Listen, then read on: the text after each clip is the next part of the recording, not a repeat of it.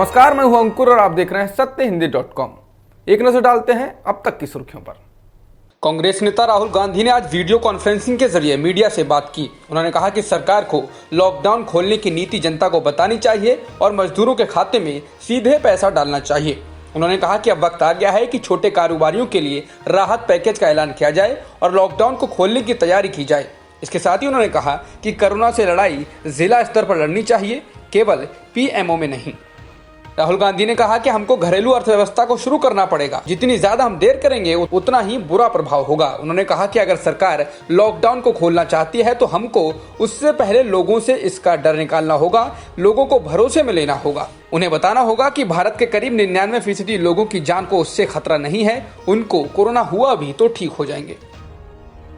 भारत में कोरोना से संक्रमित लोगों की संख्या 56,342 है, जबकि मरने वालों का आंकड़ा 1886 हो गया है।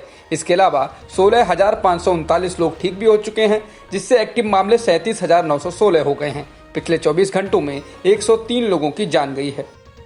देश के सबसे ज्यादा प्रभावित राज्य महाराष्ट्र में संक्रमित मामले 17,974 हो गए हैं, जबकि 694 लोगों की मौत हो चुकी है। इसके अलावा गुजरात में संक्रमित होने वालों का आंकड़ा 7,012 हो गया है और 425 की मौत हो गई है। तीसरे स्थान पर दिल्ली है, जहां 5,980 कुल मामले हैं और 66 की मौत हो चुकी है।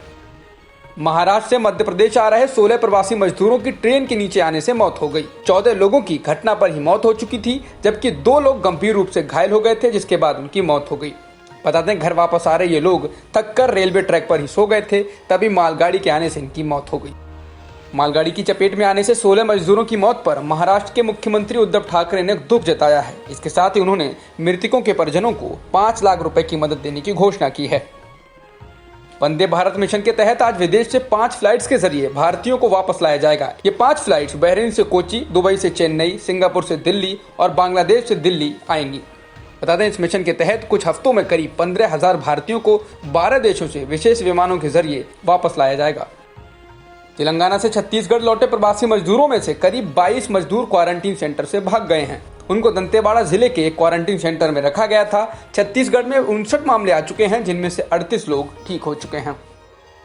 तबलीगी जमात से संबंधित लगभग 3,000 लोगों का कोरोना टेस्ट नेगेटिव आया है। क्वारंटीन किए जाने की समय सीमा से भी अधिक करीब 28 दिन उनको क्वारंटीन सेंटर्स में रहते हुए हो गए हैं, लेकिन अभी तक वो दिल्ली के क्वारंटीन सेंटरों में ही हैं। उनको जाने नहीं दिया गया है। इसको लेकर दिल्ली स्वास्थ्य मंत्रालय 2 बार केंद्रीय गृह मंत्रालय को सूचना दे चुका है। वहीं दिल्ली के स्वास्थ्य मंत्री सत्येंद्र जैन का कहना है कि 3 मई तक लागू रहे कंप्लीट लॉकडाउन के कारण उनको छोड़ा नहीं जा सका।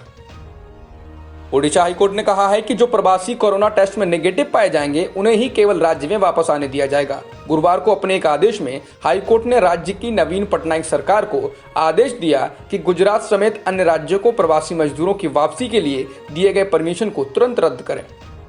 उत्तर प्रदेश सरकार ने 7 मई को अगले 3 साल के लिए कारोबारों को लगभग सभी लेबर लॉ के दायरे से बाहर रखने के लिए एक अध्यादेश को मंजूरी दे दी है। स्टेटमेंट में बताया गया है कि श्रम कानूनों के बच्चों और महिलाओं से संबंधित प्रावधान भी जारी रहेंगे। बाकी श्रम कानून निष्प्रभावी हो जाएंगे। जॉन्स हॉपकिंस यूनिवर्सिटी के अनुसार कोविड-19 से अब तक दुनिया भर में 2,68,999 लोगों की मौत हो चुकी है। साथ ही संक्रमण के 38,46,215 मामले आ चुके हैं। अमेरिका में कोरोना संक्रमण के कारण मरने वालों की संख्या 75,000 को पार कर गई है। जॉन्स हॉपकिंस यूनिवर्सिटी के आंकड़ों के अनुसार दुनिया भर में कोरोना के कारण सबसे ज्यादा मौतें अमेरिका में हुई हैं, जहां 75,447 लोगों की जान जा चुकी है, जबकि 12,54,000 से ज्यादा लोग संक्रमित हो चुके हैं। दूसरे स्थान पर ब्रिटेन है, जहां 30,689 लोगों की मौत हो चुकी है। अमेरिका में कोरोना के कारण बेरोजगारी के आंकड़े भी लगातार बढ़ रहे हैं। महामारी के कारण 3 करोड़ 33 लाख लोगों की नौकरी जा चुकी है। पिछले हफ्ते 32 लाख अमेरिकियों ने बेरोजगारी भत्ते के लिए आवेदन दिया था। चीन ने कहा है कि वह कोरोना वायरस की उत्पत्ति को लेकर जांच में विश्व स्वास्थ्य संगठन यानी कि WHO की मदद करेगा। हालांकि चीन ने यह भी कहा है कि जांच वैज्ञानिक होनी चाहिए, न कि राजनीतिक। अमेरिका हमेशा से आरोप लगाता रहा है कि चीन ने पूरे मामले में पारदर्शिता नहीं बरती है। विश्व स्वास्थ्य संगठन ने कहा है कि अगर कोरोना वायरस के संक्रमण को सख्ती से नहीं रोका गया तो अफ्रीका में 83,000 से 1,90,000 तक लोगों की जान जा सकती है। इसके अलावा पहले साल में यहाँ कोरोना वायरस से लगभग 3 करोड़ से 4.5 करोड़ लोग संक्रमित हो सकते हैं। बांग्लादेश सरकार ने लॉकडाउन के प्रतिबंधों में थोड़ी ढील देने की घोषणा की है, जिसके अनुसार देश की सभी मस्जिदों को करीब 1 महीने के बाद खोल दिया गया है। लेकिन खबरें आ रही हैं कि इन मस्जिदों में सरकार द्वारा दिए गए दिशा निर्देशों का पालन नहीं किया जा रहा है। बता दें, बांग्लादेश में कोविड-19 के 12,000 से ज्यादा मामले हैं, जिनमें 200 से ज्यादा लोगों की अब तक जान जा चुकी है। अब तक की खबरों में इतना ही। बाकी खबरों के लिए बने रहिए सत्यहिंदी.com के साथ।